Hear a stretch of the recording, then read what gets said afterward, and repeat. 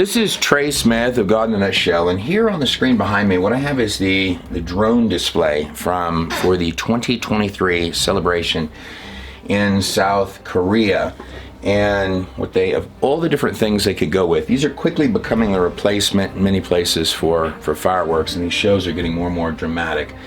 What they went for, in this case, what they wanted to display as well, for the year of 2023 was a human head with binary 1 and 0 digits on it, and inside the head is the AI. Now, if you recall, back in about, well, roughly 2010, in that time frame, there was an entire outbreak of these claimed mirages, this one occurring, of course, in East, this is one of the more famous ones, appearing in East China, where there were, many would claim they were mirages in the sky. Others were claiming that the kingdom of heaven was just peeking through from the clouds. In many cities and places in Asia, this was occurring. To me, at that time, and more so today, it would appear that somebody is playing with technologies in the skies that at some point could be pretty compelling and even frightening. This video surfaced out of China, and it looks like their city is floating in the clouds. Of course, we can't verify if the video is real or not, but we have seen things like this before. This is a type of superior mirage called a fata morgana, where air temperature near the surface is actually cooler than the air above. It can make objects appear like they are stacked on top of each other, or in this case, like a city floating in the clouds. So now fast forwarding to today, this is the display from South Korea for, those are actual drones in the sky making 2023, the year of 2023. It's my understanding 2024 is the year of the dragon, but I'd like you to see mesmerizing displays, by the way. In fact, here's what it looks like as the drones take off in this grid-shaped formation behind me. They come up into the sky and they make these 4 different grid-like, very electro-tron from the 1980s looking grid pattern in the sky before they're going to go forth and I guess give the message of the new year. Now, I will point out that some of the lucky numbers in China are, well, one of the big ones is 6. 6 is often affiliated with the dragon. So if you were born in the year of the dragon, the 6 would be, according to the Chinese, a lucky number. Now in Hebrew, the 6, but they consider, so in China, 6 would be a lucky number, and 666 would be an especially lucky number in China. Now in Hebrew, or those studying the book of Revelation, by the way, this is the drones, and they're kind of going forward again, almost like the old movie Tron is sort of what I thought about when I looked at this, where they were trapped inside of the AI computer. And you don't have to be a student of biblical prophecy. You could be an atheist or just a fan of the Terminator movies to know that when you start getting to this level of AI, that, well, the battle for humanity tends to come next. Now this behind me, what we have on the screen, this is a baseball field, and I find some of this kind of stuff in our modern age a little bit interesting, because growing up, my father, some of the projects he worked with, they dealt with lasers, and many of those had, aside from displays like this one, that's fascinating. So that's a holographic dragon literally flying around a baseball field. But a lot of, when you dealt with lasers, had, of course, other than just displays, the dragons now tearing up the big screen back there, had military applications. This is basically an ad with a holographic dragon at a baseball field put together by a South Korean 5G provider. He's landed on top of the stadium, and it even looks like parts of the stadium are falling down onto the people. You can clearly get the impression quickly how you in this modern age could have cities appearing in Asian skies. Now, speaking of the number 6 again, particularly in the context of dragons, in Asia or in China, the 6, 8, and 9 are lucky numbers to the Chinese, amongst others, but those are heavy lucky numbers, particularly the 6. Now, the number 6 in Hebrew would be the Vav, like the symbol on the cover of that disc right there. In its modern form, it would look a little like a strike. The 6 is actually, in Hebrew, it's a powerful symbol. 6 would be the number of man in the book of Genesis. On the 6th day, God created man. So what the rabbis believe is that, well, the number 6 is one of the only letters or symbols that literally connects man is a connecting piece between heaven and earth. Literally meaning that man is a connecting piece between heaven and earth. Now, this means that spiritual forces, just like the good angel on one side of the shoulder and the dark angel on the other side of the shoulder, can spiritually or dimensionally communicate, just like the Vav is almost a dimensional symbol, can spiritually move upon or advertise to the mind of man, as if we were chess pieces on a spiritual chessboard floor, is sort of what the pages are actually stating. So 6 is the number of man. So if you had a trifecta of 6s, 666, it would be, doctrines of men are synonymous with doctrines of the dragon or doctrines of devils. Therefore, 666 would be like a trifecta of doctrines of devils. Now, when I think of some of the current symbolisms that are, with AI, and there tends to be this spiritual direction that's gone. This behind me is an ad for something they called the Giants that they were planning to put forth in 2021. Here on the screen, they've got, this is one of the ads they were going to put up in the year of 2021. As I understood it, 21 of these giants. So in major cities, they were going to put up this animatronic giant where the head moves, its arms move, and this is going to be one of the tallest structures, or was planned to be the tallest structures that were statues in the world, 21 of them in 21 different cities. And these giants, of course, you could project images, just like an image. My first thought on this was, of course, the image of the beast. So they could be celebrities or idols of this modern age, or they could also be X-Men or superheroes. These are concepts that go all the way back to the pages of Genesis, in my view, and a lot of the ancient stones. In fact, when you're talking about giants, it's going to bring you directly to the pages of Genesis 6, where you have the fallen angels make entrance, or what they would have been worshiping at the Tower of Babel. In fact, right here I've got a small statue of Gilgamesh, always portrayed as a giant, and he's holding a lion. And you could easily see, and they put lots of characters on this giant. You could also project yourself. You could be your own giant idol with this giant, 21 of them in 21 cities. You could also easily see how it could project something very frightening up there, which inevitably in any Terminator film was, of course, where that would go, where these concepts would inevitably lead. The giants in 21 cities, although the project was abandoned for whatever cause, 21 in Hebrew would be the symbol of the Shen. Looks like the consuming teeth, the fire, or crown of a king. So these giants would be a giant opportunity, they say. These giants would be, set for a time period of consuming fire or going after a crown of a king. And part of the marketing for the giants, here they all are in line, they're going into this booth. They are going to take the world's largest selfie, so it's going to scan you and project your image up onto the statue. Place where perhaps at some point you could easily see how you could have an image of a beast. But there seems to be a spiritual direction behind all of these ideas that men seem to have, for whatever cause, seem to have connections to ancient giants, ancient occult, and the hours of ancient Babylon. Those are the giants with fireworks going off on the screen behind me.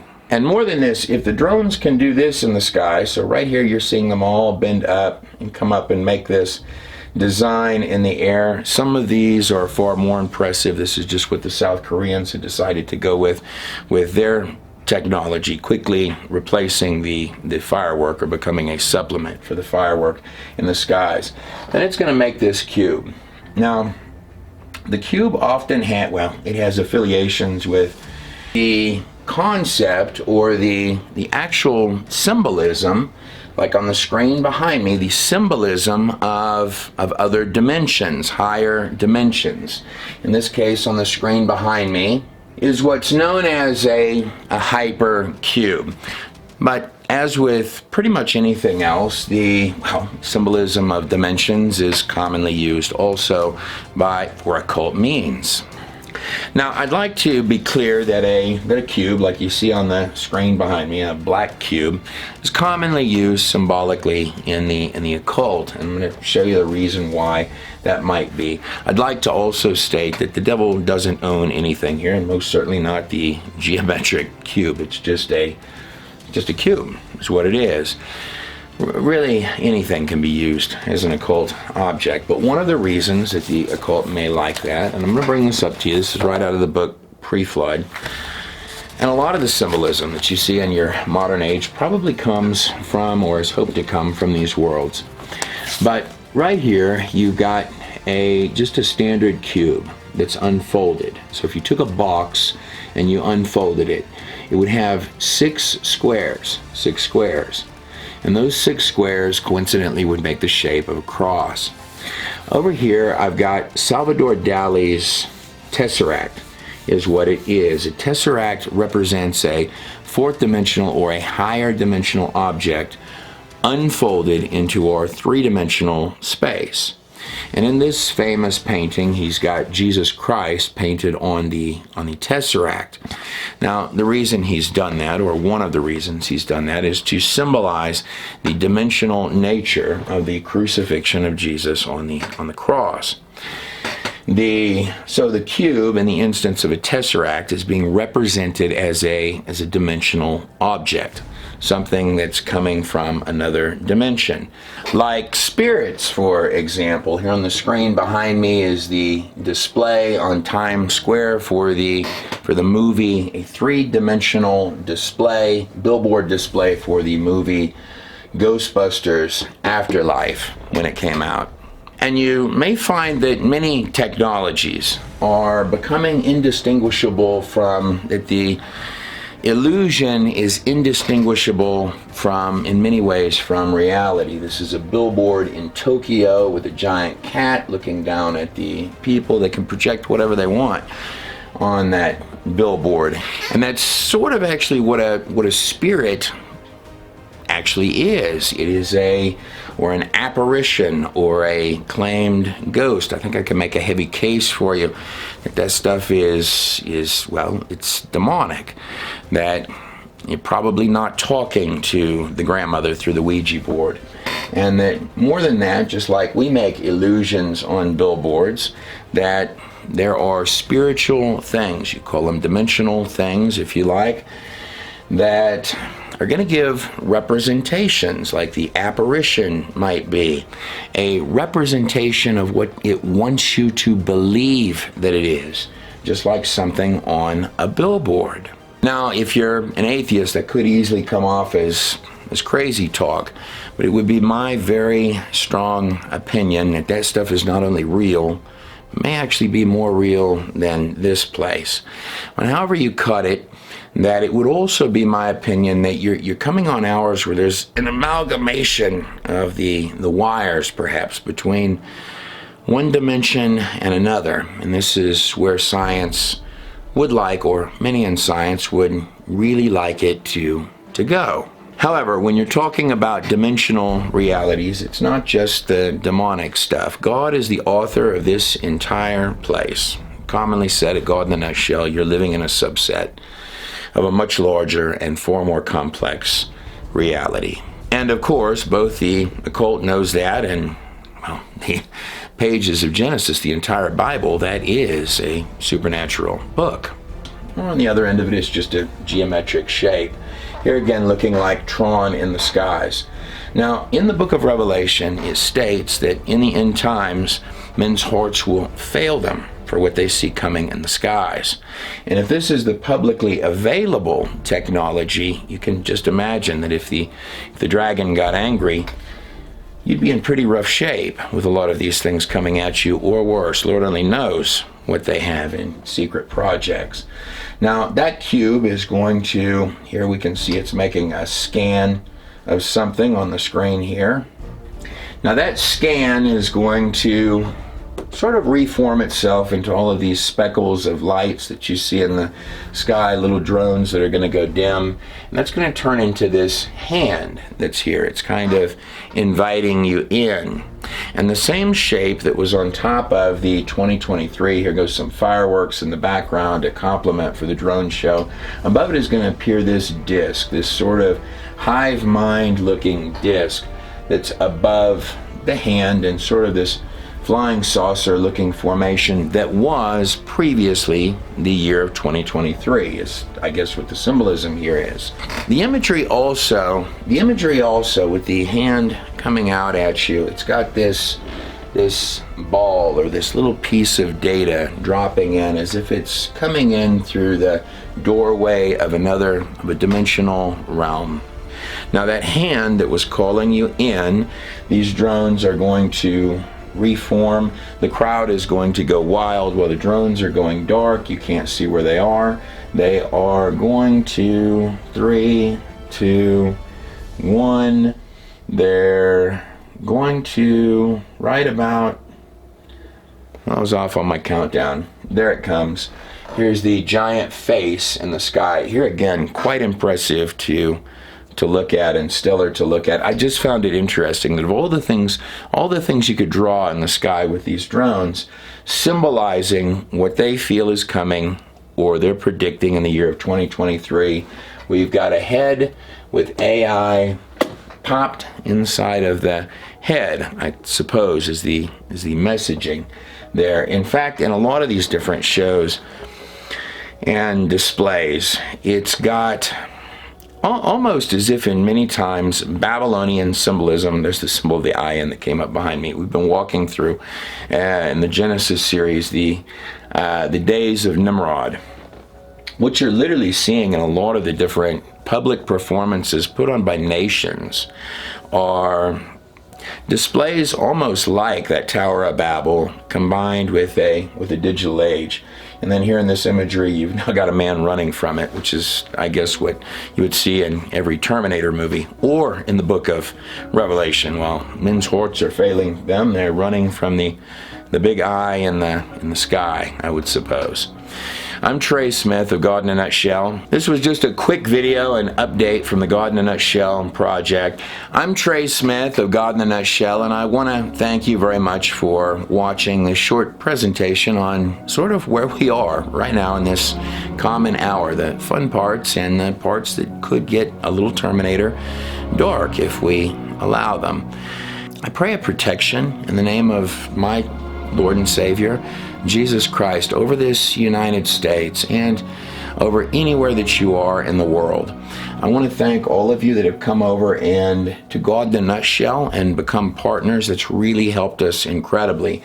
And those that have gotten copies, new digital copies of our Book of Enoch. That, in my view, it's a pretty powerful and prophetic book, but no matter what anyone believes, certainly an enjoyable and fascinating, easy enough for a third grader, intellectually satisfying enough for any PhD.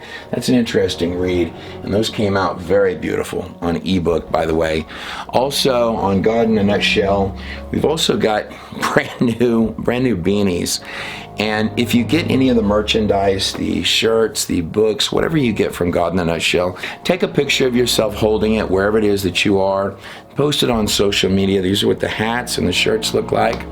I'm Trey Smith of God in a Nutshell. God bless every last one of you and your families on the other side of the screen.